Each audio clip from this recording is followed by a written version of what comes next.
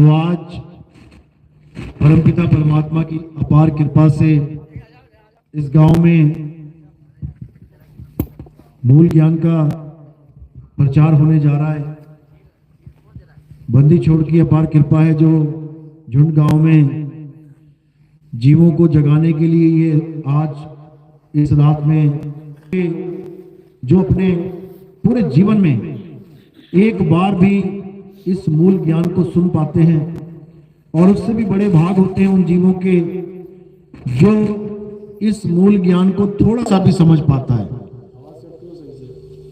ज्यादा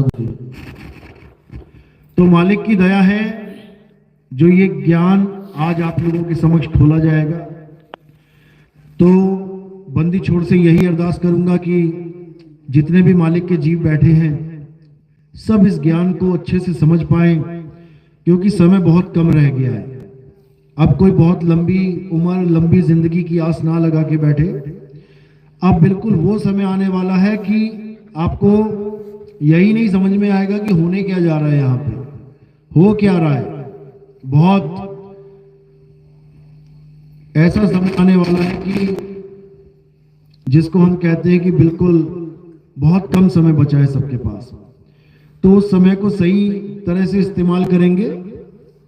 ठीक है, 30 साल 40 साल 50 साल 60 साल गवा दिए अपने जीवन के, लेकिन अब जो चंद साल बचे हैं इसको लेखे लगाना है। परमात्मा को अच्छे से समझना है, मालिक को जानना है कि मालिक है क्या, परमात्मा है क्या। सारी उम्र परमात्मा परमात्मा करते निकल गई, सारी उम्र भजन गाते निकल गई, रातें काली कर दी भजन गा गा के, लेकिन आज तक समझ में नहीं आया कि परमात्मा रहता कहाँ है, परमात्मा है कहाँ। कोई शरीर के अंदर परमात्मा को ढूंढ रहा है, कोई शरीर के बाहर परमात्मा को ढूंढ रहा है। इन दोनों में उलझे पड़े हैं, जबकि परमात्मा ना शरीर के अंदर है और ना ही शरीर से बाहर है। कोई कहे कि परमात्मा नदियों में नालों में, परमात्मा मंदिर मस्जिदों में जंगलों में पहाड़ों में छुपा बैठा है, वहां मिलेगा, वहां नहीं मिलेगा। और कोई सोचे कि परमात्मा तुम्हारी काया के अंदर है, कोई नाभि में, कोई श्वासों में, कोई त्रिकुटी में, कोई कहीं ढूंढ रहा है, वहां मिल जाएगा, वहां भी नहीं मिलेगा, जीवन बर्बाद हो जाएगा। तो आज के सत्संग को अच्छी तरह समझना है और परमात्मा कहाँ रहता है उसको अच्छे से पूरे लक्ष्य को भेद देना है कि आखिर मालिक है कहाँ। वाणियों के द्वारा समझने की कोशिश करनी है। तो आज का सत्संग शुरू करने से पहले परमपिता परमात्मा के नाम पे जयकारा लगाएंगे और फिर सत्संग शुरू करेंगे। बोलिए परमपिता परमात्मा की, सदगुरु बंदी छोड़ कबीर साहिब की जय, सभी संतों की जय, सभी भक्तों की जय, आज के आनंद की जय, नगर बस्ती की जय, सकल हंस को बंदगी साहेब बंदगी साहेब बंदगी साहेब बंदगी। तो कबीर साहब समझा रहे हैं कि भाई पूरा जन्म निकल गया मालिक को पाने में, मालिक की बंदगी करने में, लेकिन मालिक नहीं नजर आ रहा है कहाँ है, परमात्मा नहीं समझ में आ रहा है कहाँ है। और अगर अंत समय में परमात्मा नहीं मिला, यानी जीते जी परमात्मा नहीं मिला, तो समझना खाली हाथ जाना पड़ेगा। और उसके बाद कोई इंसानी जन्म नहीं मिलेगा दोबारा, कि कोई सोच के बैठा है कि दोबारा इंसान बन जाएंगे। उसके बाद 1,84 जून भुगतनी पड़ेगी। 1,84 में क्या आता है? चींटे मकोड़े, सांप बिच्छू, कन खजूरा, गाय बैल बकरी हाथी घोड़ा, शेर सियार चीता, यही सब बनना पड़ेगा। अभी तो इंसान जन्म मिला है, पूरी मौज लगी हुई है। देखो सर्दियों में कैसे कंबल वंबल एकदम ओढ़ के टाइट करके बैठे हैं, टोपी लगा के। और जब जानवर बन जाएंगे दिखा देना कोई कंबल लेके घूम रहा हो तो। 84 लाख में दिखा देना किसी ने टोपी पहनी हो सर्दियों में, दिखा देना कोई गर्मियों में पंखा चला के बैठा हो। हालत खराब हो जाएगी, हालत खराब हो जाएगी। इससे पहले कि हालत खराब होए, इस माया जाल से निकल लो, इस काल के जाल से निकल लो। ये दुनिया जिसको हम मान के बैठे हैं कि ये परमात्मा ने बनाई है, ये दुनिया परमात्मा ने नहीं बनाई है। ये दुनिया काल भगवान की नगरी है। तीन लोक का मालिक अलख निरंजन इस दुनिया का राजा है और वो किसी पे दया नहीं करता, वो हिसाब किताब करता है सबका। तो कबीर साहब समझा रहे हैं कि तीन लोक एक जाल है, तीन लोक एक जेल है, पाप पुण्य दो जाल और सारा जग भोजन बना खाने वाला काल। कहते सारा जग भोजन बना, क्या हिंदू, क्या मुसलमान, क्या सिख, क्या ईसाई, क्या ऊंची जात, क्या छोटी जात, कोई बड़ी जात, कोई नीची जात, कुछ नहीं देखता वो ये भी नहीं देखता कि कोई आस्तिक है या नास्तिक है। दुनिया में जो मिलता है उसको, एक्सीडेंट हो गया 50 लोग मर गए, अखबार में क्या छपेगा? अखबार में छपेगा 50 लोग काल के गाल में चले गए, काल का ग्रास बन गए, लिख तो दिया।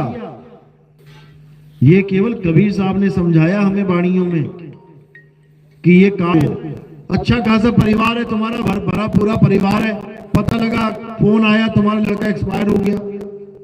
किसने मार दिया तुम्हारे लड़के को? क्योंकि वो मारने वाला है। सबको मारने वाला कभी बचाने वाला हो सकता है?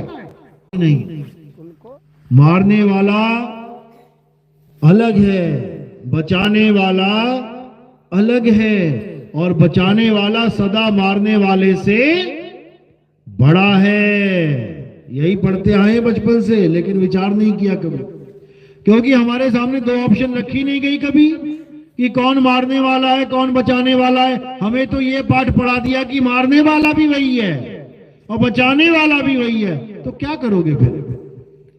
कहां जाओगे भाई? परमात्मा और कसाई दोनों एक ही बता दिए तो कहां जाओगे? क्या निबेड़ा करोगे? निर्णय क्या करोगे? उसमें भेद क्या समझोगे? कबीर साहब कहते हैं जो भक्षक तहां ध्यान लगाई और जो रक्षक तहां चीन न पाई। जो सारी दुनिया का भक्षण कर रहा है उसका तो तू ध्यान धर रहा है, उसकी तो तू आरतियां गा रहा है, उसकी तो तू पूजा कर रहा है, उसके तू नाम जप रहा है, और बात कर रहा है परमात्मा की, रक्षक की। कभी नहीं मिलेगा, कभी नहीं मिलेगा। इसीलिए साहिब ने बार बार समझाया, इतनी बार समझाया कि तुम सोच भी नहीं सकते। कहते हैं जितनी गंगा में रेत है ना, जितनी, उतनी बार समझा लिया। गिनो, गिनते गिनते जीवन निकल जाएगा, लेकिन समझने को तैयार ही नहीं है जीव। तो साहिब ने काल के बारे में अच्छे से समझा रखा है। कहते हैं यही काल भगवान का जो सबसे बड़ा जाल है, क्या है? नाम जाप ही सबसे बड़ा जाल है। भगवान को, परमात्मा को पाने के लिए जीव जब भक्ति करना शुरू करता है, काल और माया क्या करते हैं? नाम बदल देते हैं, नाम ही बदल देते हैं। यानी जिस नाम से मुक्ति होनी है वो कभी पता भी नहीं लगने देते, और जिस नाम से तुम गर्भ में जाओगे, जिस नाम से तुम बार बार संसार में आओगे, वो नाम पकड़ा देते हैं। जीव को पता ही नहीं लगता कि मैं कौन सा वाला नाम जप रहा हूं, मैं कौन सा सिमरन कर रहा हूं। वो नकली नाम जपता रह जाता है सारे जीवन। तो नकली नाम और असली नाम का भेद बताते हुए कबीर साहब ने क्या समझाया? कहते हैं नकली नाम और असली नाम, इन दोनों को अच्छे से समझ लो। अगर इसको अभी नहीं समझा तो सारा जीवन बर्बाद हो जाएगा। नकली नाम की पहचान क्या है, असली नाम की पहचान क्या है, दोनों की पहचान समझाई कबीर साहब ने। नकली नाम किसको बोला? जो इंसानों के द्वारा बनाया गया है, जो तत्वों के द्वारा बनाया जाता है, वो नकली नाम है। यानी जितने भी अक्षर हैं, हिंदी के, पंजाबी के, उर्दू के, फारसी के, जर्मनी, चाइनीज, इटालियन, कोई भी भाषा ले लो, जर्मन, फ्रेंच, पुर्तगीज, कोई भी ले लो, उन भाषाओं में जितने भी अक्षर हैं किसने बनाए हैं? इंसान ने। हिंदी भाषा इंसान ने, अंग्रेजी इंसान ने, उर्दू इंसान ने, अरबी इंसान ने। अब इन्हीं भाषाओं के जो अक्षर हैं जिनको तुम जप रहे हो, ये सब नकली नाम है। जितने भी अक्षर जपने के लिए गुरुओं ने दे दिए हैं, हिंदी का नाम दे दिया, पंजाबी का दे दिया, उर्दू का दे दिया, ये सब नकली नाम है। ये सब 52 अक्षरी नाम हैं। साहिब समझा रहे हैं कि 52 अक्षर जीव आधारा, आदि अक्षर जीभ्या से न्यारा। दोनों का भेद खोल दिया साहिब ने। कहते हैं जितने नकली नाम है, जिसको जप जप के तुम गर्भ जून में जाओगे, तुम बार बार काल के मुंह में जाओगे, वो ये 52 अक्षरी नाम है, हिंदी के, पंजाबी के, उर्दू के। और जो तुम्हारी मुक्ति का कारण बनेगा वो नी अक्षर नाम है। वो किसी भाषा का गुलाम नहीं है कि तुम हिंदुस्तान में पैदा हो गए, तुम्हारा गुरु भी हिंदुस्तानी है तो तुम्हें हिंदी में नाम दे दिया। अगर गुरु चाइना का होता फिर तो चाइनीज नाम जपते, अगर गुरु अरब देश का होता तो अरबी में नाम जपते। वो नाम लिखने बोलने पढ़ने में नहीं आता। और जो गुरु लिखने बोलने पढ़ने वाला नाम देके कहे बेटा सारी उम्र यही जपो, परमात्मा मिल जाएगा, उसके लिए क्या बोला कबीर साहब ने? कहते हैं जाप मरे, यानी जितने भी 52 अक्षरी नाम है ये खत्म हो जाएंगे अंत में। यानी ये सतनाम नहीं है, ये नकली नाम है, खत्म हो जाएंगे, तुम्हारे मुंह से निकलते निकलते बंद हो जाएंगे। जैसे ही तुम्हारे प्राण निकले सारे नाम खत्म। तो कहते हैं जाप मरे, अजपा मरे। कई सांसों में लेके बैठे हैं, सोहंग सोहंग सोहंग सोहंग। कब तक कर रहे हो, कब तक करोगे? जैसे ही प्राण पखेरु उड़ेंगे खत्म हो जाएगा ये नाम भी। तो कह रहे हैं जाप मरे, अजपा मरे, अनहद भी मर जाए। कानों में उंगलियां डाल के बैठे हुए हैं, अनहद नाद के सहारे बैठे हुए हैं। अनहद नाद क्या है? इन 5 तत्वों की 5 धुनों को अनहद नाद कहते हैं। उसी को सुन के मगन हुए पड़े, परमात्मा मिल गया, परमात्मा मिल गया। जबकि कबीर साहब समझा रहे हैं परमात्मा एक है और ये 5 को परमात्मा मान के बैठे हैं। ये भी गलत है, अनहद नाद भी गलत है। अनहद नाद क्या है? इन 5 तत्वों की धुन कब तक बज रही है? जब तक प्राण पखेरु हैं। जैसे ही प्राण निकल गए ये सारी धुनें शांत हो जाएंगी। तो साहिब ने कहा अनहद बाजा जम का थाना और 5 तत्व करे घमसाना। अरे अनहद बाजा विधि विधि बाजे, सार शब्द न्यारी धुन गाजे। अनहद बाजा विधि विधि बाजे, अलग अलग तरह से बज रहा है, ये अलग अलग आवाजों में बदल रहा है। पहले घंटा बजा, फिर शंख बज गया, फिर वीणा बज गई, ये सब बदल रहा है। और जो चीज बदल रही है वो माया है, माया ही बदलती है, परमात्मा कभी नहीं बदलता। परमात्मा एक रस अखंड है। अखंड साहिब का नाम और सब खंड है। खंड मेर सुमेर, खंड ब्रह्मांड है। सब कुछ खत्म हो जाएगा, नाश हो जाएगा, खंडित हो जाएगा, लेकिन साहिब का नाम खंड नहीं होगा, वो अखंड है। लेकिन कौन सा नाम? ये काखागा वाला नाम, ये तो अभी लिख दो और मिटा दो, हो गया खंड। अखंड साहिब का नाम, वो नाम क्या है? वो सतनाम है, सतनाम। लेकिन बोलने वाला नहीं कि हिंदी भाषा का सतनाम, बिल्कुल नहीं। सतनाम एक इशारा है कि बाकी नाम असत नाम है और ये अकेला सतनाम है। और यही तुम्हारा सार है, सार। सिंगा जी की वाणी में भी सार के बारे में आता है, वेद कई बार आता है, लेकिन वो सार है क्या ये कोई जान नहीं सकता। कबीर साहब समझा रहे हैं, कह रहे हैं सत्य नाम है सार और बूझो संत विवेक करी, उतरो भव जल पार। सतगुरु का उपदेश यही। कह रहे हैं सत्य नाम है सार, कि सतनाम ही सार है। लेकिन ये बोलने वाला नहीं कि इसको जपने लग जाओ सतनाम सतनाम सतनाम, ये भी खंडित हो जाएगा। यानी ये सतनाम सतनाम जपना भी झूठ है। तो सच क्या है? सच ये है कि हमें सतनाम का भेद मिले। होता क्या है सतनाम? जैसे पानी, होता क्या है पानी? अभी प्यास लगे और सारे जपने लग जाएं जल वाटर नीर तो पानी, जल वाटर, किसकी प्यास बुझेगी? किसी की भी नहीं। क्योंकि जो पानी पानी जप रहे हो असल में वो केवल नाम नहीं है, वो एक वस्तु है। कहां है? कुएं में है। यानी नाम यहां है होठों में, और वस्तु कहां है? कुएं में। इसी प्रकार भगवान का नाम कहां है? होठों पे, और भगवान कहां है? वो ढूंढना पड़ेगा। लेकिन लोग सोच रहे हैं कि होठों में ही राधे राधे राधे राधे राधे राम राम राम राम करके राम मिल जाएगा। अरे पानी पानी करके पानी नहीं मिला, जो एक छोटी सी दुनियावी वस्तु है, तो राम राम करके वो मिल जाएगा जो बड़े बड़े ऋषि मुनियों को नहीं मिला। तुमने तो पानी से भी नीचे गिरा दिया उसको, पानी से भी गिरा दिया नीचे, उससे भी मामूली बना दिया भगवान को। वो ऐसे नहीं मिलता भाई।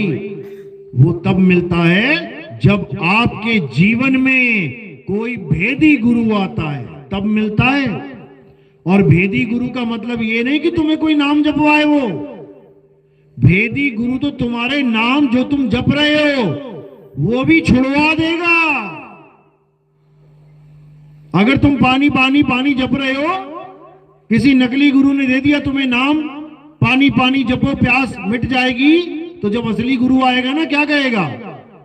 कहेगा अरे छोड़ इसे, क्या जप रहा है, इसे छोड़, वहां जा, कुआं है, वहां जाके बाल्टी डाल और निकाल पानी जितना मर्जी पी।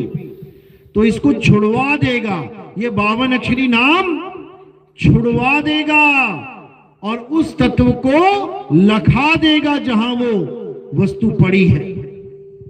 इसी को बोला सोई गुरु पूरा कहावे, जो 2 अक्षर का भेद बतावे, एक छुड़ावे एक लखावे, तब प्राणी निज घर को जावे। तू क्या जपता है? मैं अल्लाह हूं, अल्लाह हूं, छोड़ दे। तू क्या जपता है? मैं वाहेगुरु। एड्रेस पता करो, वो रहता कहां है, और वहां जाने की तैयारी करो।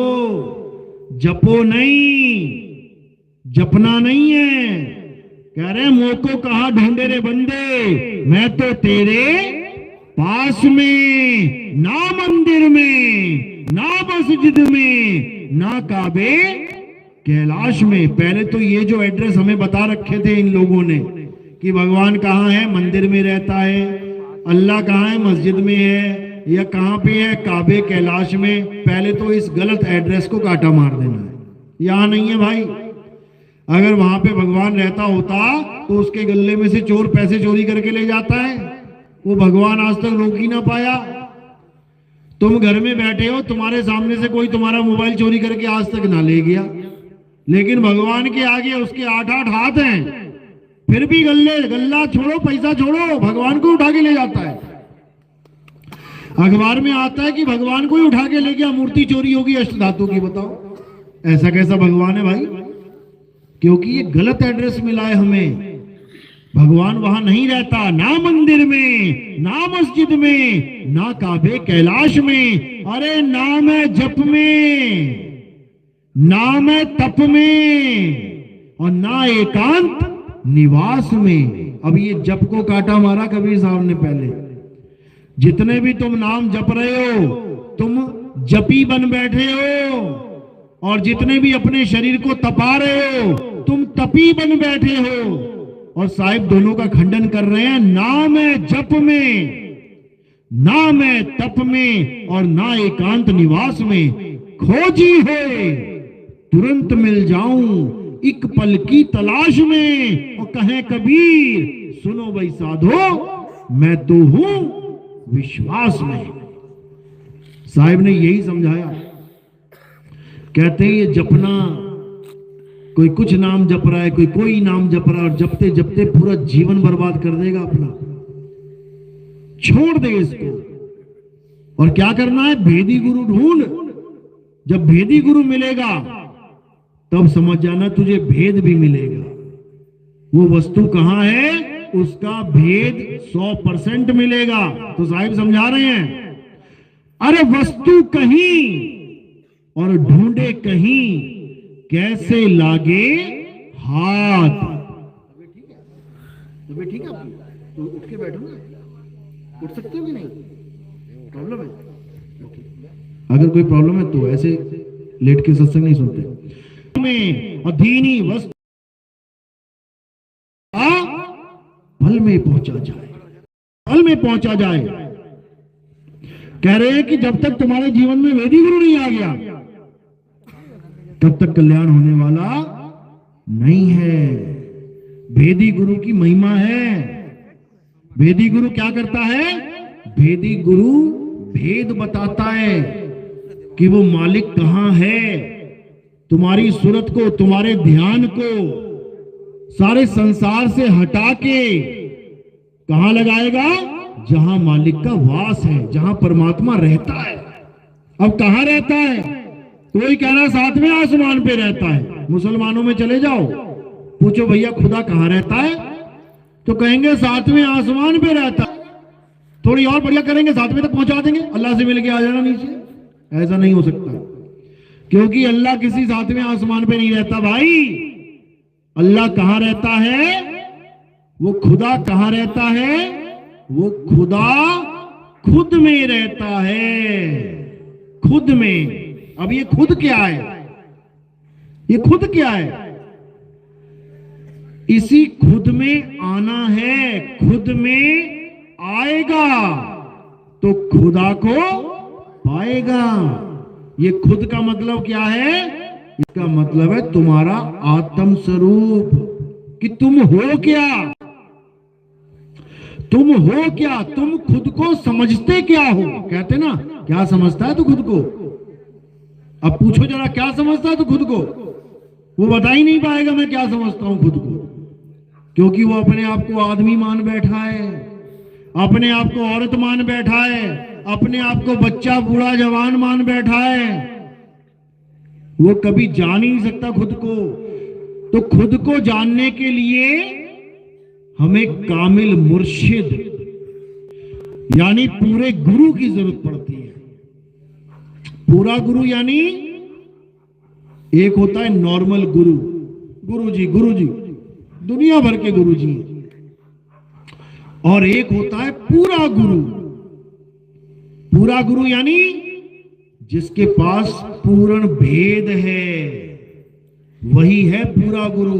और जपा जाप पकड़ा दे, तुम्हें पूजा पाठ करना सिखा दे, गुरु में भाव सोई गुरु नित बंदिए, जो शब्द बतावे दाओ। कह रहे हैं नॉर्मल गुरु आपको केवल शब्द जाप दे। कुश्ती हो रही है यहां पे, कुछ किसके साथ होगी? पड़ोस के गांव वालों के साथ। किसके साथ होगी? काल भगवान कर देगा के नाम पे बर्बाद ना किया हो और तुम्हें वो दाव सिखा दिया हो, तब समझ लो कि अब तुम्हारी जीत पक्की है। अब काल भगवान कुछ नहीं कर सकता, क्योंकि तुम्हारे पास दाव है। और वो दाव है क्या? वो कौन सा दाव है भाई? एक ही दाव है जिससे काल भगवान हारेगा, और कोई दाव नहीं है। सांप पकड़ने वाले क्या करते हैं? एक हाथ से उसका ध्यान भटकाएंगे और दूसरे हाथ से दबोच लेंगे उसको। ये दाव है, गर्दन से दबोचना पड़ेगा, दाव है। अगर बीच में से पकड़ लिया या और पीछे से पकड़ लिया, पूंछ से पकड़ लिया, तो तुम मारे गए। और अगर तुमने गले से दबोच लिया तो जितना मर्जी जहरीला सांप हो, तुम्हारा बाल बांका नहीं हो सकता। तुम उसी से उसके दांत तोड़ दोगे, गर्दन से दबोच के। ऐसे ही तोड़े जाते हैं दांत। तो काल को कैसे दबाएंगे हम? काल को कैसे हराएंगे? उसका क्या दाव है? एक ही दाव है। क्या बोल रहे हैं कबीर साहब? कह रहे काल के सिर पे पांव दे और सतगुरु के उपदेश, साहिब वहां पकड़ के ले चले अपने देश। कहते काल भगवान के साथ जब तुम्हारी जंग होगी ना, तुम्हारी हालत खराब कर देगा वो। अगर तुम्हें ये दाव नहीं पता हो तो, और अगर तुम्हें दाव पता है तो तुम एक नहीं चलने दोगे उसकी, एक नहीं चलने दोगे। क्या करोगे? सीधे सीधे उसके सिर पे पैर धर दोगे और जैसी काल के सिर पे पैर आ गया, वो हाथ जोड़ देगा तुम्हारे सामने। उसकी इतनी औकात नहीं है कि पलट के तुम्हारे ऊपर वार कर सके। इतना समझ लो, तो तुम्हारे आगे सिर झुका देगा। वो दुनिया को खा रहा है, सारी त्रिलोकी का मालिक है, तुम्हारे आगे शीश नवा देगा। और तब क्या होगा? तब तुम अपने घर जाओगे।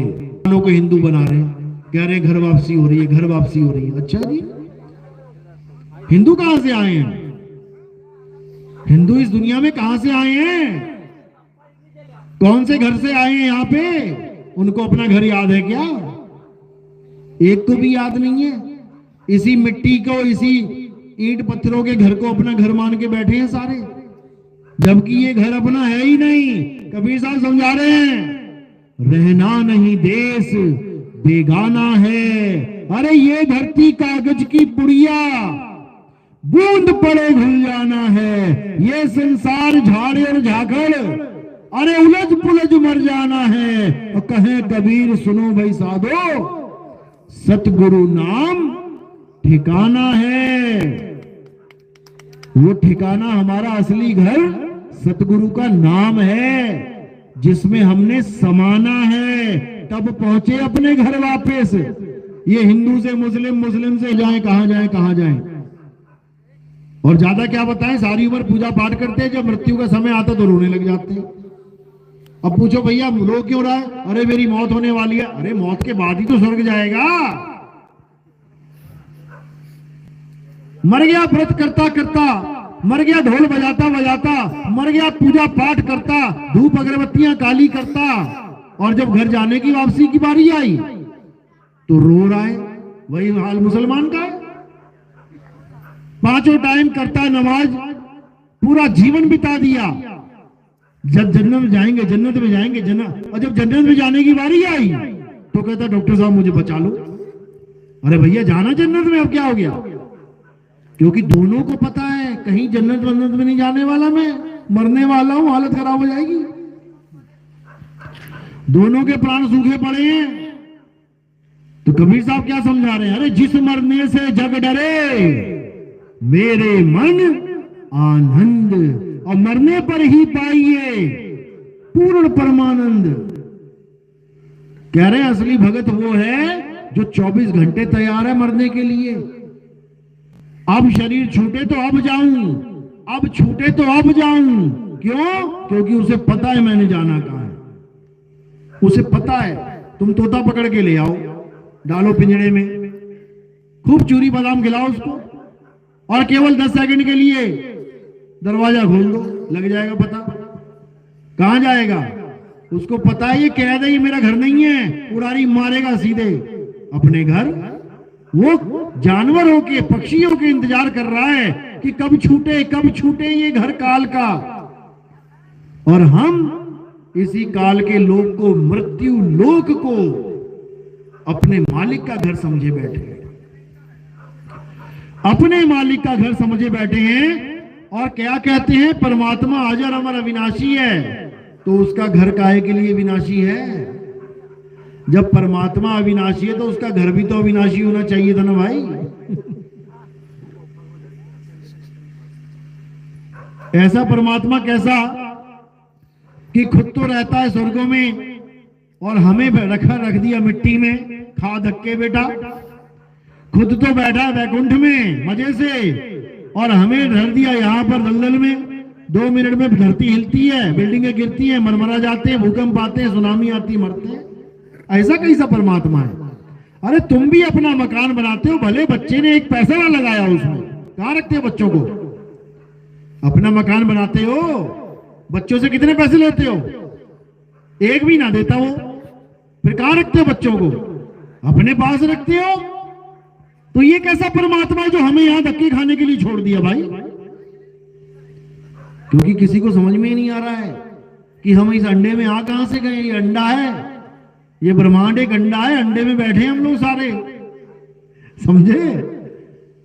अंडे में बैठे हैं, कहते हैं ना ब्रह्मांड, ब्रह्म का अंड, अंडा, अंडे में बैठे हैं हम लोग। अब निकले कैसे?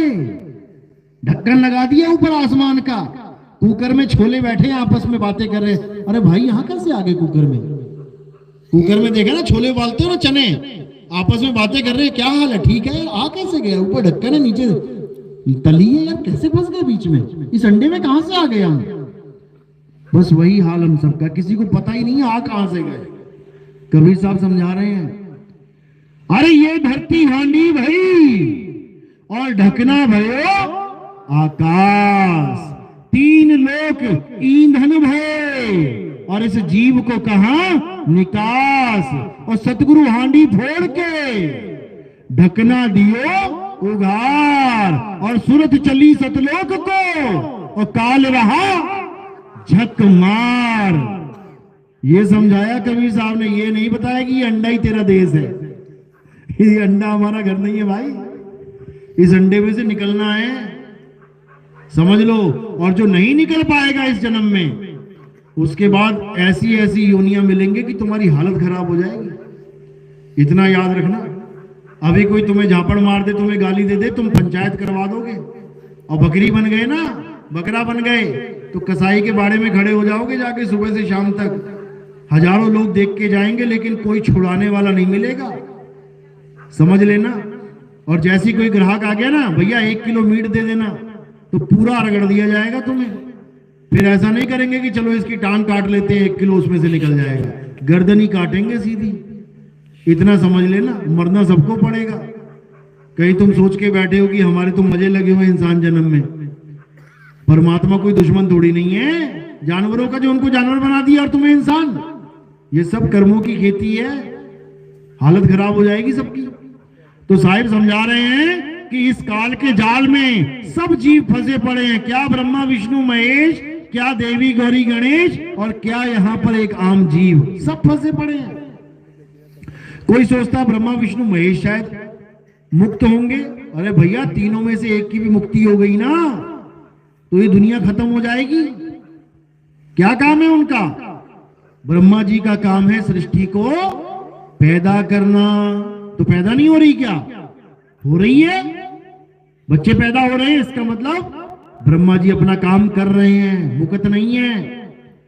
विष्णु जी का काम है सृष्टि की पालना करना। देखो पल रहे हैं सारे, खा पी के चौड़े हो रहे हैं एकदम, इसका मतलब विष्णु जी अपना काम कर रहे हैं। शंकर जी का काम है संहार करना, देखो मर रहे हैं लोग, इसका मतलब वो भी काम पे लगे हुए हैं। तीनों मुक्त नहीं है, तीनों में से एक भी मुक्त हो गया। मुक्त का मतलब होता है छुट्टी, कोई काम नहीं है। अगर एक भी मुक्त हो गया तो ये संसार रुक जाएगा, और हो भी गया था एक बार। कब हुआ था? जब शंकर जी की पत्नी हवन कुंड में कूद गई थी। सती 6 महीने कंधे पे लाद के घूम रहे थे। विष्णु जी ने देखा भैया 6 महीने हो गए तो काम ही नहीं कर रहा अपना, ये तो सती के वियोग में ही पता नहीं कहां चला गया। क्या करें, सृष्टि का काम रुक गया, अब क्या करें? क्या किया उन्होंने? वहीं प्रकट होके 9 टुकड़े कर दिए सती के, जो तुम नवरात्रे रखते हो, 9 हिस्से कर दिए। तब जाके मुंह भंग हुआ उनका, दोबारा काम पे लग गए। तो भाई ये काल का जाल बहुत खतरनाक है, याद रखना। तो साहिब समझा रहे हैं कि ऐसा भी नहीं है कि काल का जाल टूट नहीं सकता, टूट सकता है, तुम बच सकते हो काल से, लेकिन जब पूर्ण विवेकी हो जाओगे तब। तो साहिब समझा रहे हैं, अरे बचना चाहो काल जाल से तो चीनो शब्द हमारा, और कहे कबीर अमर कर राखूं जो निज होए हमारा। अमर कर दूंगा उसको, जैसे सिंगा जी को अमर कर दिया है। कहां है सिंगा जी इस वक्त? पता है? मुक्त अवस्था में है वो, अपनी आत्मा में रमण कर रहे हैं, रमे हुए हैं अपनी आत्मा में। काल की इतनी हिम्मत नहीं कि दोबारा गर्भजून दे दे उनको, समझ लो। कहां है रविदास जी महाराज, कहां है मीराबाई, कहां है पलटू जी, कहां है दादू जी, कहां है नानक जी? ये सब मुक्त अवस्था में है, मुक्त हो गए जीते जी। पायो जी मैं नाम रतन धन पायो, अरे वस्तु अमोलक दी मेरे सतगुरु। नाम नहीं दिया उसने, वस्तु दी, वस्तु। वस्तु अमोलक, जिसका कोई मोल ही नहीं है। ऐसी कौन सी वस्तु है जिसका कोई मोल नहीं है? हर चीज बेची और खरीदी जा सकती है, तो ऐसी कौन सी वस्तु है? किसको नहीं खरीद सकते हम? यहां तक कि शरीर को भी खरीद सकते हैं, सारे अंग खरीद सकते हैं, क्या नहीं खरीद सकते? आत्मा को नहीं खरीद सकते। आत्मा बिकती नहीं है मार्केट में कि तुम कहो जी मेरा लड़का मरने वाला है जी, मैं आत्मा खरीद लूं, बच जाएगा। नहीं बच सकता। सांसें खरीद सकते हो, सांसें रुक रही हो, डुप्लीकेट लग जाती हैं, बढ़िया आने लग जाएगी, जाने लग जाएगी, सिलेंडर लगा के पैसों से मिल जाता है। लेकिन कहो आत्मा, वो नहीं मिल सकती। तो मीराबाई को क्या वस्तु मिली? उसको उसकी आत्मा का ज्ञान मिला। यानी गुरु ने उसी की वस्तु का ज्ञान उसे दे दिया। जो अनमोल वस्तु वो लेके बैठी थी, जिसकी वजह से उसकी काया चल रही थी, जिसकी वजह से उसके मुंह से नाम निकल रहे थे, जिसकी वजह से वो श्याम श्याम गा रही थी, जिसकी वजह से उसने मूर्ति को पकड़ रखा था, उसको उस ताकत के बारे में, उस वस्तु के बारे में रविदास जी महाराज जी ने ज्ञान समझा दिया और उसको आत्मा का ज्ञान करा दिया। आत्म ज्ञान हो गया। तो कहती हैं पायो मैं नाम रतन धन पायो, अरे वस्तु अमोलक दी मेरे सतगुरु कृपा कर अपनायो। मालिक की दया हुई, गुरु मिले, गुरु की दया हुई, नाम मिला, नाम की दया हुई तो मुक्ति मिल गई। बिना दया के कुछ नहीं होता। तो ये सत्संग भी मालिक की दया हो तब समझ में आता है, नहीं तो कुछ पल्ले नहीं पड़ता। क्या बोल के चले गए 1 घंटा, कुछ समझ में नहीं आएगा। जिसको कुछ समझ में नहीं आएगा, अच्छे से समझ लेना कि उसके ऊपर दया हुई नहीं। और जिसको मेरी एक बात भी समझ में आ गई, समझ जाना कि दया हो रही है। अब इसको और कैसे करना है और दया कैसे प्राप्त करनी है, YouTube पे सत्संग आते हैं, एक एक करके सुनना शुरू कर देना। नितिन दास के सत्संग लिखोगे आ जाएगा, या कहत कबीर सुनो भाई साधो नितिन दास लिखोगे आ जाएगा। और एक एक करके सुनते चले जाना, सुनते चले जाना, सुनते चले जाना। उसके बाद क्या होगा? उसके बाद तुम्हें इस सत्संग के अलावा और कोई सत्संग समझ में ही नहीं आएगा। क्यों? क्योंकि उसके बाद तुम्हें समझ में आ जाएगा कि आखिर मैं ढूंढ क्या रहा हूं। पूरी मार्केट होती है तुम्हारे सामने और तुम्हारे दिमाग में एक चीज होती है कि मैंने मार्केट से लेके आना है। तो तुम कितनी दुकानों में जाओगे? जिस दुकान में वो सामान पड़ा है सीधे वहीं जाओगे। बाकी दुकानें खुली भी हैं, तब भी तुम्हारा कुछ नहीं बिगाड़ सकती, तुम्हें भरमा नहीं सकती, तुम्हें आकर्षित नहीं कर सकती, तुम्हें मोहित नहीं कर सकती। तुम सीधे टारगेट लेके अपने जहां तुम्हारी वस्तु है वहां पहुंच जाते हो। इसी प्रकार जब यह सत्संग तुम्हें समझ में आने लग जाएगा, तब तुम्हें पता लग जाएगा आखिर मेरा जन्म, इंसान जन्म हुआ क्यों है? नाम जपने के लिए। फिर तो मैं तोता ही बन जाता। तोता भी नाम जप लेता है, राम राम राम राम, मिठू मिठू मिठू, जो मर्जी करवा लो। फिर इंसान जन्म की क्या जरूरत है? अगर नाम ही जपना है, तोता भी जप लेता है। अगर शिवलिंग पे जली चढ़ाना है तो हाथी भी चढ़ा लेता है। देखो, ट्रेनर ट्रेनिंग दे दे के हाथी से शिवलिंग पे जल चढ़वा रहे हैं, वो भी भक्ति कर रहा, भैया उसकी मुक्ति हो जाएगी। लेकिन ऐसा संभव नहीं है। मुक्ति कैसे होती है? मुक्ति आत्म ज्ञान से होती है। कबीर साहब समझा रहे हैं, अरे जल में मीन प्यासी, मोहे देखत आवे हासी, आत्म ज्ञान बिना नर भटके, कभी काबा कभी काशी। आत्म ज्ञान बिना नर भटके। आत्म ज्ञान मतलब क्या? भगवान का नाम जपना, या कोई मंत्र जपना, या किसी की पूजा करना, या किसी मंदिर में जाना, या किसी नदी नालों में छलांगे मारना, या किसी जंगल में जाना। आत्म ज्ञान का क्या मतलब होता है, पहले यही समझ लो। जैसे हम कहते हैं आत्म कथा। अब कोई आपसे कहे कि भैया अपनी आत्म कथा लिखो, तो किसकी कथा लिखोगे? राम जी की, श्याम जी की, हनुमान जी की, या गांधी जी की, इंदिरा जी की? किसकी लिखोगे? अपनी। आत्मकथा मतलब अपनी कथा। अब कोई कहे जी लड़के ने आत्महत्या कर ली, तो आत्महत्या का मतलब क्या है? 4 लोग को गोली मार दोगे, आत्महत्या हो गई। आत्महत्या का मतलब स्वयं की हत्या, इस काया की हत्या कर ली उसने, अपनी ही काया को खत्म कर दिया। आत्मरक्षा यानी स्वयं की रक्षा, आत्मनिर्भर यानी स्वयं पे निर्भर, आत्म कल्याण यानी स्वयं का कल्याण। इसी प्रकार आत्म ज्ञान यानी स्वयं का ज्ञान, खुद का ज्ञान कि आखिर मैं हूं क्या। मैं ये शरीर तो नहीं हूं, एक दिन ये शरीर छोड़ दूंगा।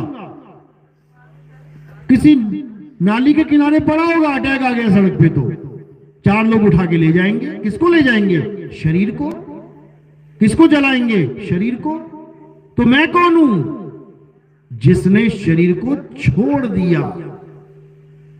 कहते ना, पिताजी ने कल शाम को हमारा जो है शरीर छोड़ दिया। हमारे पिताजी ने शरीर छोड़ दिया, माताजी ने शरीर छोड़। अरे छोड़ा किसने? वो कौन है?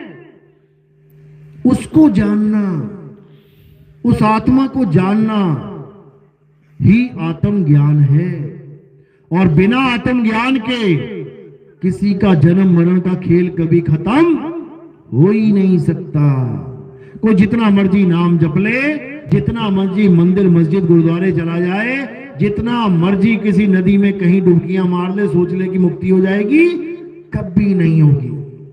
कोई पाप नहीं कट सकता नदी में छलांगे मार के। भीष्म पितामह का नहीं कटा, उनकी माता तो स्वयं गंगा थी, अपने लड़के का पाप नहीं काट पाई, तो तुम्हारे लड़के का क्या काटेंगे? कभी नहीं कट सकता। अब कोई कहे नहीं ये तो गलत बात है जी, कट जाता है, ठीक है, आओ चलो बनारस चलते हैं।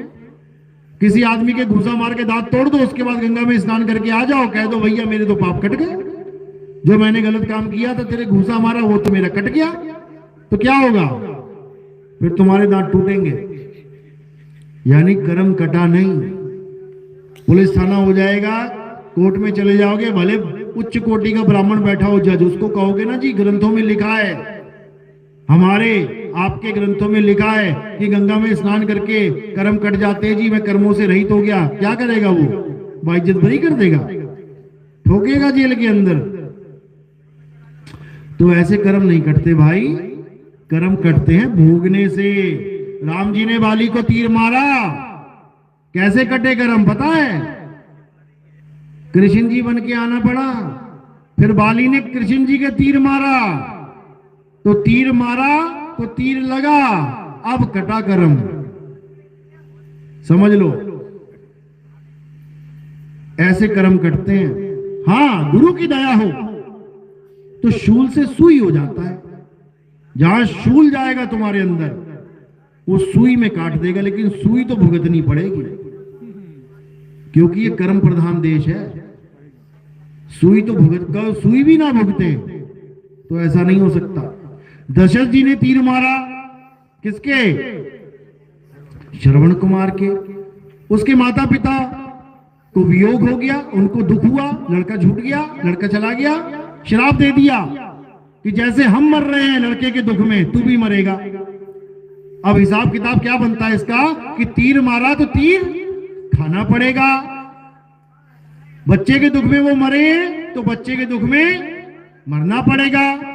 तो बच्चे के दुख में मरे, राम जी को वनवास हो गया तो बच्चे के दुख में मरे, लेकिन तीर कहां लगा? तीर कहां लगा? लगा कि नहीं लगा? नहीं लगा। क्यों नहीं लगा? क्यों नहीं लगा? कारण क्या था? क्योंकि उनकी सभा में बड़े बड़े ऋषि मुनि आते थे, सेवा करते थे, वो संतों का आशीर्वाद प्राप्त करते थे वो। तो जब संतों का आशीर्वाद प्राप्त हो जाता है तो शूल से सुई बन जाता है, सुई। और जब संतों का कोई अपमान कर देता है तो सुई से शूल बन जाता है। भीष्म पितामह इतने तीर मारे गए, इतने तीर मारे गए, 58 दिन तक लटके रहे तीरों के ऊपर। सोच रहे थे मेरे पास तो इच्छा मृत्यु है, नहीं मरता। लेकिन 58 दिन के बाद शरीर का क्या हाल होगा सोचो।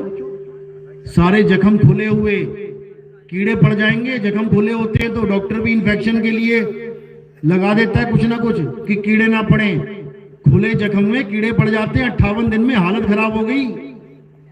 भले इच्छा मृत्यु है कि नहीं मरता, मेरी मर्जी होगी तब मरूंगा, लेकिन शरीर देख के कांप गया। कहता मरने में ही भलाई है मेरे भाई। क्यों? 100 जन्म तक कोई पाप नहीं, फल नहीं मिला था उसका। जब देखा ना दृष्टि से अपनी, 100 जन्म तक कोई पाप नहीं किया था। बुला लिया कृष्ण जी को, सोच रहा था दबा दूंगा, ठोक के बोलूंगा कि मैंने तो कोई पाप नहीं किया। ये कैसे हो गया? जब कृष्ण जी को बुलाया, बोले भाई मैंने कोई 100 जन्म तक पाप ही नहीं किया, ये कैसे सजा मिल गई मुझे? तो कृष्ण जी ने कहा बेटा 101वां देख जरा। और जब 101वां जन्म देखा तो क्या देखा कि राजकुमार बना हुआ है, जा रहा है रथ पे, सामने एक सांप आ गया, घोड़ा रुक गया, सांप को देख के उतरा। क्या किया? सांप को उठा के साइड में फेंक दिया। मारा नहीं, कत्ल नहीं किया उसका, केवल उठा के फेंक दिया और चला गया। तो भीष्म पितामह बोले भाई मैंने मारा कहां है, मैंने उसको कहां मारा, मेरा ये हाल हो गया। कहते तू चला गया ना, तूने एक बार भी पीछे पलट के नहीं देखा उसका क्या हाल हुआ।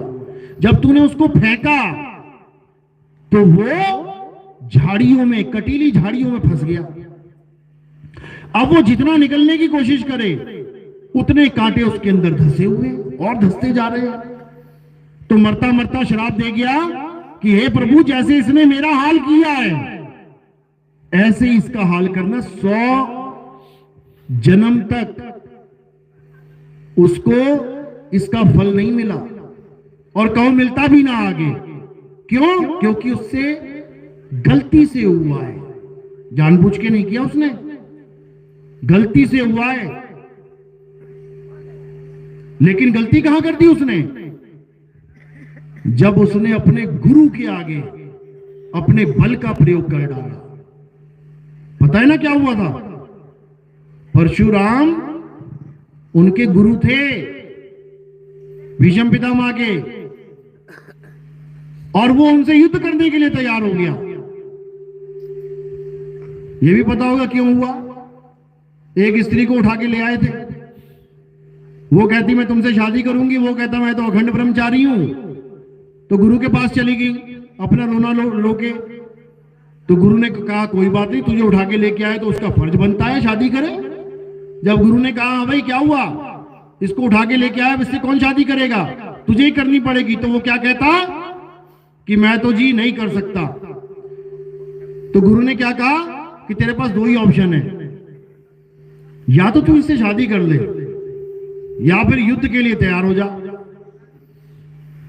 अब वहां पर चेले का फर्ज क्या बनता है? चेले का क्या फर्ज बनता है कि वो सरेंडर कर दे। केवल युद्ध के लिए बोला ना, ये थोड़ी नहीं बोला कि तुझे जान से मार दूंगा, ये थोड़ी नहीं बोला कि तेरा कत्ल कर दूंगा। युद्ध में क्या होता है, हार या जीत। अरे तो गुरु से हार जा, बात खत्म हो गई। इतनी सी बात नहीं समझ पाया वो अहंकारी जीव, और क्या कहता, आ जाओ गुरुजी अब युद्ध में ही देखेंगे तुम्हें। ये प्रकृति का खेल होता है, ये प्रकृति का खेल होता है। जीव समझ नहीं पाता कि ये काल भगवान उसको कैसे नचा रहा है। वहां केवल इतनी सी बात थी कि गुरुजी मैंने आपसे हार मान ली है, मैं शादी नहीं कर सकता। आपने युद्ध की बात करी, मैंने बिना युद्ध लड़ाई हार मान ली, बात खत्म हो गई। लेकिन वो चौधरी खड़ा हो गया गुरु के सामने कि आजा बेटा मैं बताता हूं तुझे। और 21 दिन तक युद्ध होता रहा। 21 दिन तक उसने गुरु के आगे खड़े होने की गुस्ताखी कर दी। अब प्रकृति ने क्या किया, अब उसके 100वें जन्म से भी जो पुराना पाप था, जो गलती से हुआ था, उसको उठा के लेके आई। आ बेटा अब तुझे बताते हैं, अब बताते हैं तुझे कि क्या होता है गुरु के आगे खड़े होने का मतलब। भले तू इच्छा मृत्यु का तेरे पे वरदान है, तेरी ही इच्छा से मरवाऊंगा तुझे। ये काल भगवान है, समझ लो, काल भगवान है। तू खुद अपने आप को श्राप देगा मृत्यु का, ऐसी हालत कर देंगे तेरी। क्यों? गुरु के सामने खड़ा हो गया तो वहां पर भीष्म पितामह को उस पाप का फल भुगतना पड़ा जो उन्होंने जानबूझ के किया भी नहीं था। और सोचो, जिस सांप को मारा था वो सांप भी बदला नहीं ले रहा है, बदला भी किससे दिलवा रहे हैं? उन्हीं के प्यारे अर्जुन से। सोचो कहां की घुंडी कहां फिट कर दी उन्होंने। इतना खतरनाक है काल का जाल। बड़े बड़े तपस्वियों को, बड़े बड़े शूरवीरों को दांतों से लोहे के चने चबवा देता है वो। तो वहां पर गुरु की अवहेलना करना उसको इतना भारी पड़ा कि उसकी इच्छा मृत्यु वो धरी की धरी रह गई, ऐसी हालत हो गई उसकी। तो इसीलिए कबीर साहब ने और संतों ने वाणियों में बोला है कि गुरु का निंदक, संत का निंदक महाहत्यारा, संत का निंदक परमेश्वर मारा। 100 जन्म तक बचा हुआ था कि चलो गलती से सांप मरा, गलती से सांप मरा, और जैसे ही गुरु से युद्ध शुरू कर दिया अब कुत्ते की मौत मरना पड़ा। कुत्ता भी अच्छे से मर जाता है एक ही बार में, ऐसे कोई कुत्ता भी नहीं मरता। तीरों के ऊपर लटके हुए और अपनी मौत को देख रहे हैं अपनी आंखों से, ऐसी दुर्गति होती है। तो संतों की कृपा भी होती है और संतों के श्राप भी लगते हैं। कर्ण भी आया था परशुराम जी के पास ज्ञान सीखने। आजकल पता क्या ट्रेंड चला हुआ है? अरे ज्ञान ले लो, ज्ञान गुरु है, ज्ञान ले लो, उसके बाद तू कौन मैं कौन। आजकल ये ट्रेंड चला हुआ है। ज्ञान ले लिया उसके बाद कौन गुरुजी, कैसा गुरुजी, हम नहीं मानते उसको गुरुजी। कर्ण भी यही सोच के चला गया था, ज्ञान मिल जाए, बस ज्ञान मिल जाए। चला गया परशुराम जी के पास। परशुराम जी उस वक्त केवल ब्राह्मणों को ज्ञान देते थे। तो उसने क्या सोचा, अरे इसको क्या पता लगेगा, ब्राह्मण बता दूंगा, ब्राह्मण हूं मैं, ले लेंगे ज्ञान, उसके बाद ये कौन मैं कौन। तो झूठ बोल के अपने गुरु के पास गया और पूरा ज्ञान ले लिया। जब पूरा ज्ञान ले लिया तब गुरु को एक दिन पता चल गया कि अरे ये तो ब्राह्मण है ही नहीं। तब उन्होंने क्या बोला, बोले कर्ण ठीक है तूने हमसे ज्ञान ले लिया सारा, लेकिन जिस वक्त तुझे इस ज्ञान की सबसे ज्यादा जरूरत पड़ेगी बेटा, उसी वक्त तू इसको भूल जाएगा। ये होता है, ये होता है असली खेल। लेकिन लोग नहीं समझ पाते, क्यों? छोटी बुद्धि, जीव हैं, नहीं समझ पाते। तो ये परमात्मा का विधान है, इसमें कोई इंटरफेयर नहीं है किसी का। और ऐसा नहीं है कि गुरु श्राप देगा, ऐसा भी नहीं है। ये बिल्कुल सिंपल है, जो करोगे सो भरोगे, इसमें किसी और का रोल ही नहीं है, तुम्हारा ही रोल है।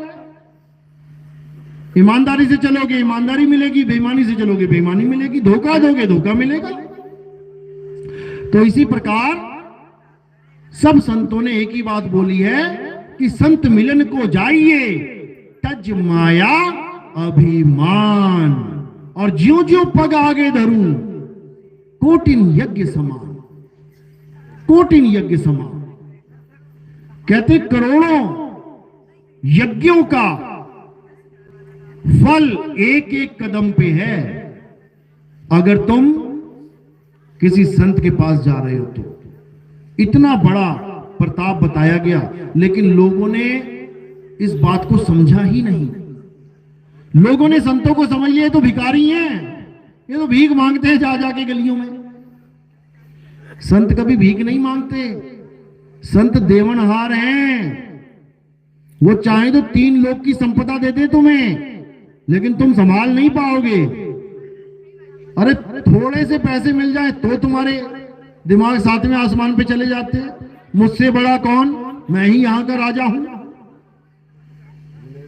तो ये भी तभी हजम होती है माया जब संतों का आशीर्वाद होता है, नहीं तो यही माया भ्रष्ट कर देती है बुद्धि, और यही दोजक में लेके जाती है, नरकों में लेके जाती है। तो कबीर साहब यही समझा रहे हैं कि इस माया के देश में अगर बचना है तो गुरु की शरण में आना पड़ेगा। और गुरु ऐसा नहीं कि कोई नाम जपने वाला गुरु, कोई मंत्र देने वाला गुरु। गुरु तुम्हें आत्मा का भेद समझाने वाला गुरु, आत्म ज्ञानी गुरु, वो तुम्हें बता सकता है कि तुम्हारा जन्म मरण का खेल कैसे खत्म होगा, वो दांव कैसे लगाना है, वो तुम्हें समझा सकता है। उसके बाद तुम निर्भय होकर कहीं भी घूमो, तुम चाहे देश रहो चाहे परदेश रहो, इससे कोई मतलब ही नहीं है। जहां पर भी तुम्हारा काल के साथ युद्ध होगा, तुमने बस ये दांव लगा देना है। जैसे एक बच्चे को तुमने सिखा दिया कि तैरना कैसे है, अब चाहे वो देश में रहे चाहे परदेश में रहे, चाहे यहां की कोई नदी में गिरे चाहे परदेश की नदी में गिरे, चाहे किसी सागर में गिरे, वो हमेशा हमेशा के लिए डूबने से बच गया क्योंकि उसको तैरना आ गया। इसी प्रकार जब नाम मिल जाता है तब तुम चाहे कहीं भी रहो, तुम्हें पता होता है कि मैंने कैसे इस शरीर को छोड़ना है, कैसे मैंने अपने घर तक उड़ारी मारनी है विहंगम चाल से। साहिब समझा रहे हैं कि जब तक विहंगम चाल वाला गुरु तुम्हें नहीं मिल गया जो तुम्हें समझाए कैसे उड़ारी मारनी है, तब तक तुम्हारा कल्याण नहीं हो सकता। गरीबदास जी महाराज कह रहे हैं, सतगुरु के लक्षण कहूं अचल विहंगम चाल, हम अमरापुर ले गए ज्ञान शब्द सरघाल। कहते हमें अमरपुर लेके गए गुरुजी। कैसे लेके गए? विहंगम चाल से, यानी निराधार, बिना किसी आधार के सीधे अमरपुर लेके चले गए। इसी को कबीर साहब वाणी में समझा रहे हैं। कह रहे शब्द विहंगम चाल हमारी, और कहे कबीर सतगुरुदेव तारी, खुले कपाट शब्द झनकारी, और पिंड अंड के पार सो देश हमारा है। और हम कहां ढूंढ रहे हैं? हम इसी पिंड में ढूंढ रहे हैं। कोई इंगला पिंगला सुषमना में ढूंढ रहा है कि मुझे परमात्मा यहां मिल जाएगा, और मिल क्या जाता है यहां पे? केवल प्रकाश, केवल ज्योत के दर्शन हो जाते हैं। इसी प्रकाश में मगन हो जाता है, जैसे पतंगा आग में मगन हो जाता है और उसी में कूद के अपने प्राण गंवा देता है, अपना जन्म नाश कर लेता है। इसी प्रकार जितने योगी सिद्ध यहां इंगला पिंगला सुषमना में ध्यान लगा के उस प्रकाश को देखते हैं, वो सब के सब अपना जीवन बर्बाद करके चले जाते हैं। क्यों? कारण क्या है? क्योंकि वो देखने में फंस गए।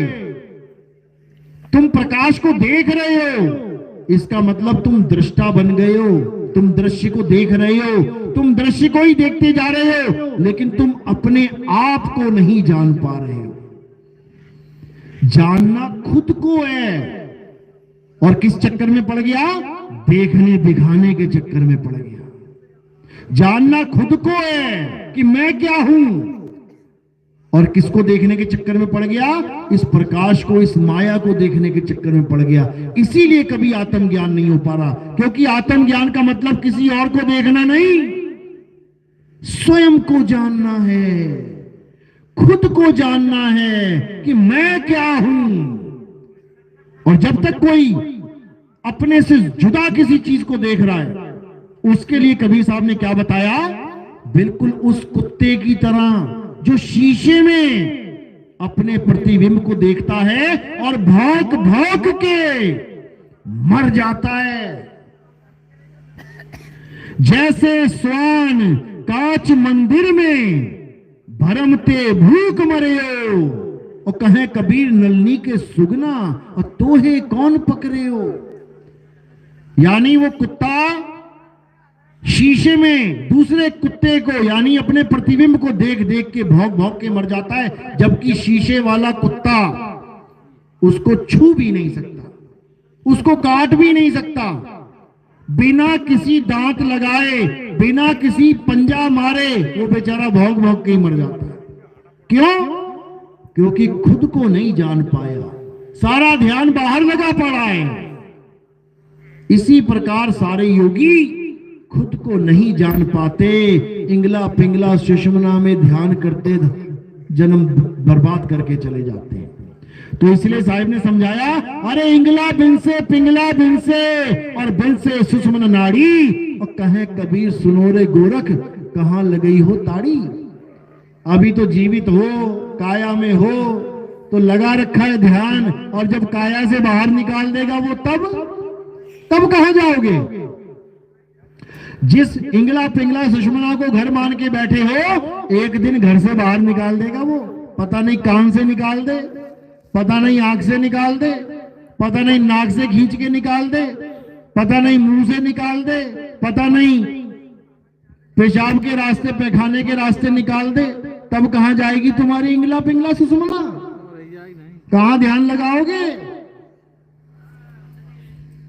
कोई समझ ही नहीं पा रहा है, और सब के सब काल के जाल में फंस चुके हैं। अब काल क्या कर रहा है? केवल जन्म बर्बाद करवा रहा है।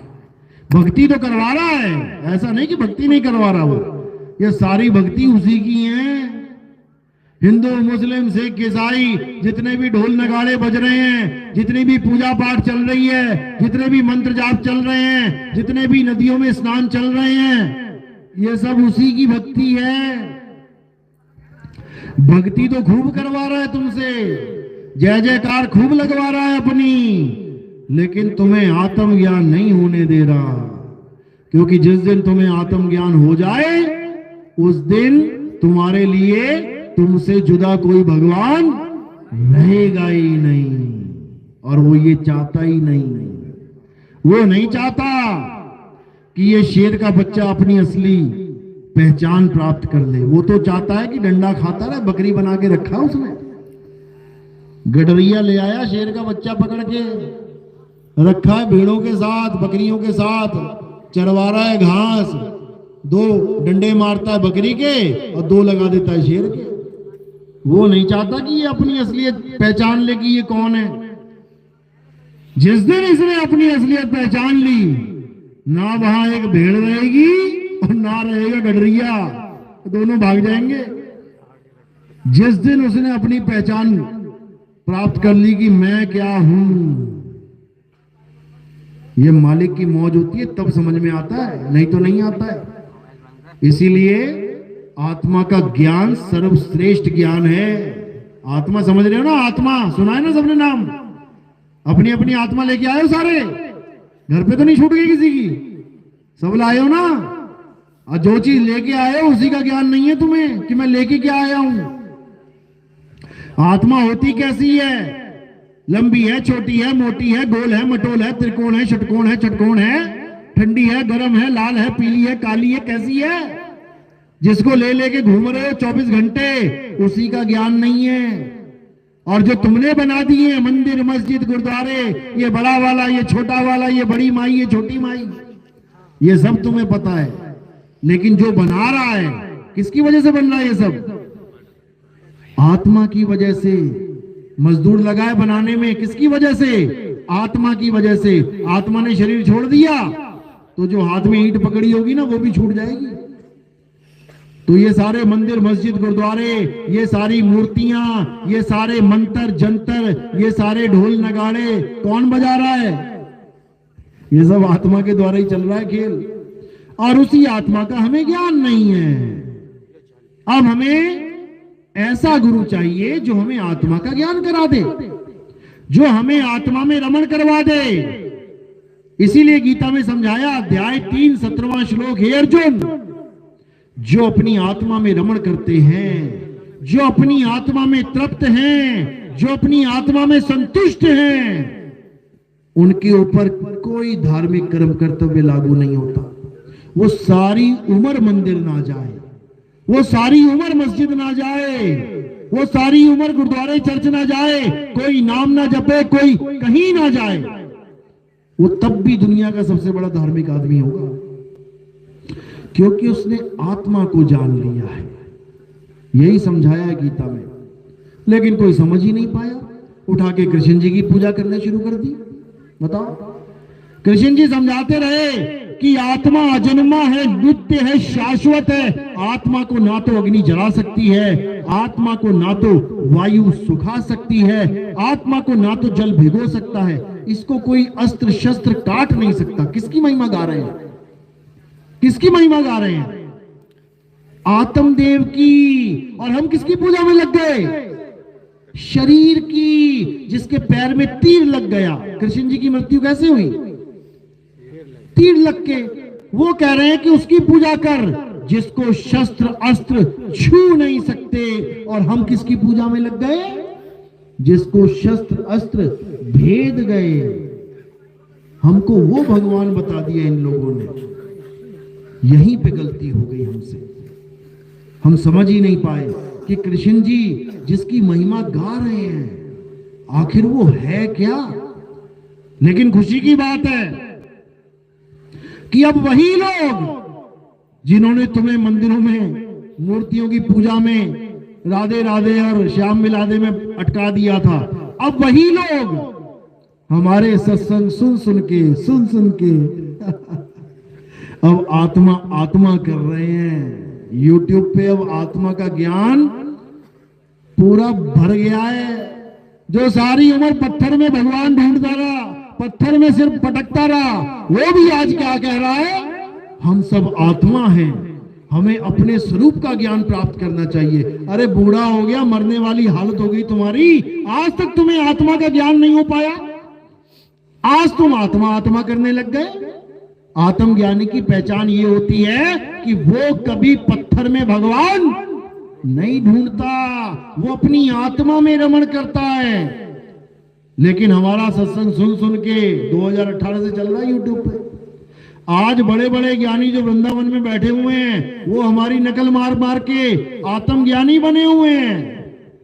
खुशी होती है कि देर आए दुरुस्त आए, लेकिन केवल कहने से थोड़ी नहीं आत्मज्ञान हो जाएगा कि तू अपने स्वरूप में आ जा।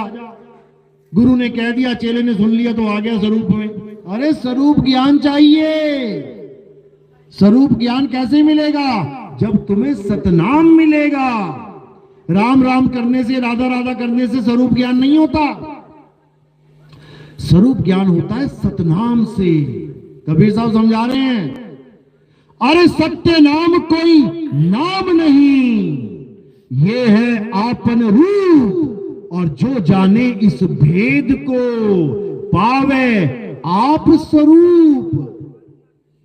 जो सतगुरु से सतनाम प्राप्त कर लेते हैं उन्हें अपना स्वरूप ज्ञान हो जाता है। वो कभी पत्थरों में मंदिरों में भटकने नहीं जाते, वो अपने स्वरूप में स्थित हो जाते हैं। अध्याय 4 34वां श्लोक। हे अर्जुन, अगर तुम सत्य को जानना चाहते हो, सत्य क्या है? आत्मा। हे अर्जुन, अगर तुम आत्मा को जानना चाहते हो तो तुम ऐसे गुरु की शरण में जाओ जिसने आत्मा को जान लिया है।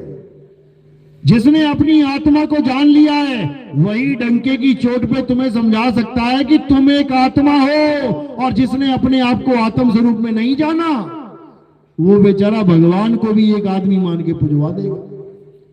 वो भगवान को भी एक आदमी बना के पुजवा देगा। कृष्ण जी की पूजा कर लो। अच्छा जी, कृष्ण जी की पूजा कर ले। क्यों? क्योंकि कृष्ण जी 16 कला संपूर्ण हैं। अच्छा, तो कृष्ण जी विष्णु जी का अवतार है, तो विष्णु जी का अवतार तो मछली भी था, तो क्यों ना मछली की पूजा कर ले। मछली को तो तुम पकोड़े बना बना के खा रहे हो, जो उसका अवतार है। उसके बाद क्या अवतार लिया? कछुआ अवतार, कुरुंग अवतार। उसको भी नहीं बख्शते, वो कछुआ पकड़ पकड़ के लोग खा रहे हैं, उल्टा कर करके फाड़ रहे हैं। उसके बाद वराह अवतार लिया, जिसको जंगली सुअर कह देते हैं हम लोग। अरे तुमने वो भी ना छोड़ा। वो तीसरा अवतार भी तुम चट कर जा रहे हो, अचार बना बना के खा रहे हो। और गाय की पूंछ पकड़ ली तुमने, जो कभी अवतार में आई नहीं। 10 अवतार में गाय का कोई अवतार ही नहीं है। उसका मांस भक्षण करना तुम्हें लगता है हाय हाय हाय हाय, ये तो अन्याय हो गया, अधर्म हो गया। और जो अवतार धारण किए गए, मछली का, कछुए का, जंगली सुअर वराह का, वो तुम चाट चाट के खा रहे हो, तो कहां जाओगे भाई? एक कोई बंदर को मार दे तो कहते हो हनुमान जी को मार दिया, फोटो को शेयर करो। जब मछली को मारते हो तब नहीं कहते हो विष्णु जी को मार दिया। जब जंगली सुअर को पकड़ पकड़ के गोलियों से मारते हो तब नहीं कहते कि विष्णु जी का कत्ल कर दिया। घुमाओ इसको, शेयर करो वीडियो। बंदर तुम्हें हनुमान दिखाई दे रहा है और मछली तुम्हें भगवान नहीं दिखाई दे रही है। शर्म आनी चाहिए, शर्म। असल में जो मांस भक्षण करते हैं वो हिंदू है ही नहीं। बात इतनी सी है, इतनी सी बात है। जो मांस भक्षण करते हैं वो राक्षस हैं, राक्षस। कबीर साहब समझा रहे हैं, अरे मांसाहारी मानवा प्रत्यक्ष राक्षस जान, और वाकी संगत मत कर, तेरी होए भक्ति में हान। तेरी भक्ति में हानि हो जाएगी। चला तो तू भगत बनने, पता लगा तू भी मछली मरोड़ने लग जाएगा, वहां पे हो जाएगा तेरा कांड। इसलिए उनकी संगत ही मत कर। ये राक्षस हैं जो दूसरों का मांस खाते हैं। क्या करते थे राक्षस? पहले मांस ही खाते थे, इसीलिए राक्षस कहते हैं उनको। बस उनके सींग थे, तुम्हारे सींग नहीं है, तुम बिना सींग वाले राक्षस हो। ये रियलिटी बता रहा हूं मैं, ये सत्य बता रहा हूं मैं, लेकिन तुम्हारे समझ में नहीं आएगा। चलो, मेरी बात समझ में आ रही है कि बस हवा में जा रही है? किस किस के समझ में आ रही है? हाथ खड़ा करो जरा, देखे किस किस पे दया हो गई। क्या बात है, पूरा गांव जाग गया। अभी कल को रामनवमी आ जाएंगी, सब मंदिर में खड़े मिलेंगे। क्योंकि माया बड़ी अटपटी है। ये माया डरा डरा के मारती है, बड़ी खतरनाक है। ये आत्मज्ञान से कोसों दूर करती है और मायावी जगत में रमाती है। याद रखना, डरा डरा के पूजा करवाई जा रही है तुमसे। पूजा नहीं करोगे तो मृत्यु हो जाएगी घर में। अच्छा, पुजारियों की तो कि जैसे घर में मृत्यु नहीं होती कभी है। पूजा नहीं करोगे तो घर में बीमारी आ जाएगी, यानी पूजा जो करते हैं उनके घर में कभी बीमारी नहीं आती। वाह भाई वाह। ऐसे ऐसे बहाने बना बना के इस माया ने जीव को डरा डरा के नकली भक्ति, मायावी भक्ति में लगा रखा है। लेकिन जब कोई संत आता है, आत्मा का ज्ञान समझाता है, तो लोग उसी का विरोध करने लग जाते हैं। जो तुम्हारी मुक्ति का बात बताता है, लोग उसी को दुश्मन मानने लग जाते हैं। इसीलिए सब संतों को, किसी को जहर पिला दिया गया, किसी को सूली पे चढ़ा दिया गया, किसी को आरियों से काट दिया गया, किसी को गरम तवे पे बैठा दिया गया, किसी को पानी में डुबा दिया गया। इसीलिए क्योंकि माया चाहती नहीं कि वो यहां पे रहे, वरना मेरा खेल खत्म कर देगा ये तो इसलिए अब मौका है। इंसानी जन्म बहुत ज्यादा लंबा नहीं है, समझ लो। ये चंद दिनों का खेल है। तुम्हारी आंखों के सामने पता नहीं कितने भाई निकल जाएंगे इसी साल में। 2025 में देख लेना कितने निकल जाएंगे, यहां बैठे हुए हैं। समझ लेना, उसमें तुम्हारा भी नंबर लग सकता है। और 2025 के बाद तो विकटें गिरनी शुरू हो जाएंगी, धड़ाधड़ धड़ाधड़। एक फूंक के आओगे, पता लगा दूसरी की तैयारी हो रही है, दूसरा फूंक के आए, पता लगा तीसरा लेटा हुआ है। और ये होने वाला है। इस गलतफहमी में मत रहना कि नहीं होगा। जो कहते ना जीवन का क्या भरोसा है, तब भी करोड़पति बनने के सपने लगा रखिए, तब भी लूटमार मचा रखिए। जीवन का क्या भरोसा है? 2025 के बाद तुम्हें समझ में आएगा कहते किसे है जीवन का क्या भरोसा है। सुबह बच्चा सुबह निकला ना बच्चा काम पे, शाम को घर नहीं आएगा, क्योंकि जीवन का कोई भरोसा नहीं रहेगा 2025 के बाद। अच्छे से समझ लो। इसलिए अभी से तैयारी शुरू करो। जब पता है कि भवसागर में डूबना है तो अभी से तैराकी शुरू करो, ताकि तुम डूबो ना। तो आज का सत्संग यही समाप्त करते हैं। परमात्मा से अरदास करता हूं कि सब जीवों को ये आत्मज्ञान समझ में आए, मालिक की कृपा हो, बंदी छोड़ की दया हो और ये जन्म सफल हो जाए। इसी शब्द के साथ मैं वाणी पे विराम देता हूं। अब आरती का समय है, अब आरती करेंगे। आरती कैसे करते हैं मैंने पहले ही बताया था। एक एक करके आना है, लाइनें लगा लेनी है। लेडीज एक साइड हो जाना, जेंट्स एक तरफ हो जाना। पहले जेंट्स आ जाना या लेडीज कोई भी एक पहले आ जाना। थोड़े से फूल उठाने हैं और मेरे सिर के ऊपर रख देना है। सिर के ऊपर हम क्यों रखवाते हैं? क्योंकि मालिक के जो चरण है, सिंगा जी महाराज के देखे ना, कोई फोटो नहीं है, क्या है वहां पे? चरण है, वो गुप्त भेद है। क्या सिंगा जी महाराज के क्या शक्ल नहीं थी क्या कोई? अरे कुछ ही बना देते। कबीर साहब को भी तो किसी ने नहीं देखा हम लोगों ने, फिर भी कबीर साहब की फोटो बना के बैठे हैं। सिंगा जी की क्यों नहीं बनी? कारण है उसके पीछे, क्योंकि उन्होंने कहा था कि देह को गुरु मत समझ लेना और पूजा केवल गुरु चरण की करना, गुरु चरण की। अब ये गुरु चरण ये नहीं है, क्योंकि देह गुरु है ही नहीं, लेकिन गुरु के चरण कहीं तो हैं। बस समझ लेना कि जहां फूल रखवा रहा हूं ना, वही है, वही गुरु चरण की पूजा करनी है, आरती करनी है। याद रखो इस बात को। तो एक एक करके आना है और गुरु चरण पे ये फूल रखने हैं आपने। समझ लो कि यही सिंगा जी महाराज खड़े हुए हैं तुम्हारे, यहीं पे उनके चरणों में फूल रखने हैं और उनकी आरती करनी है। और कोई भी प्रचार में योगदान करना चाहेगा वो केवल चरणों में आएगा। वो दुनियावी खेल है ना ये, तो दुनियावी चरण में आएगा प्रचार में लगाने के लिए, जीवों को जगाने के लिए। तो इसी के साथ वाणी को विराम देता हूं और आरती का समय है। बोलिए परमपिता परमात्मा की जय। सदगुरु बंदी छोड़ कबीर साहेब की जय। सभी संतों की जय। सभी भक्तों की जय। आज के आनंद की जय। गांव नगर बस्ती की जय। सगल हंस को बंदगी साहेब बंदगी बंदगी। साहेब बंदगी साहेब।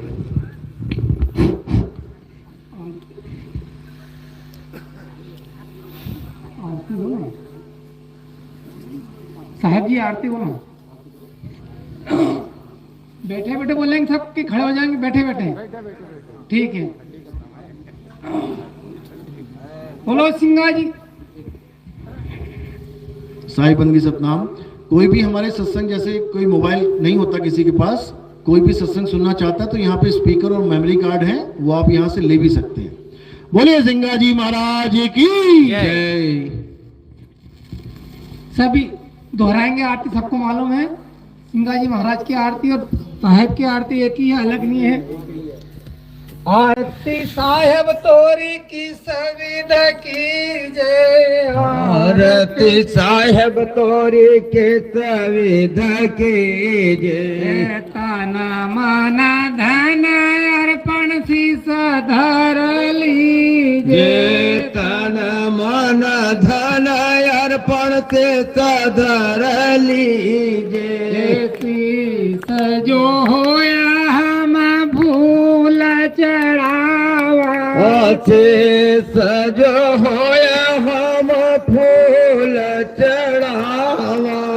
चरण होया चरणामृत लेवा। चरण होया चरणामृत लेवा। आरती साहेब तोरी की सविधा की जय। तन मन धन अर्पण से सधर लेवा। मूल के लावा। झूठा देवा सब पत्थर पूजे। आरती साहब थोड़ी की सजो होया हम उपटन की नो। शरीर जो होया हम वो पटन के नो। प्रेम हो रस पीवा। आरती सलो पाती न तोड़ी आई रे तुम देवा। पाती न तो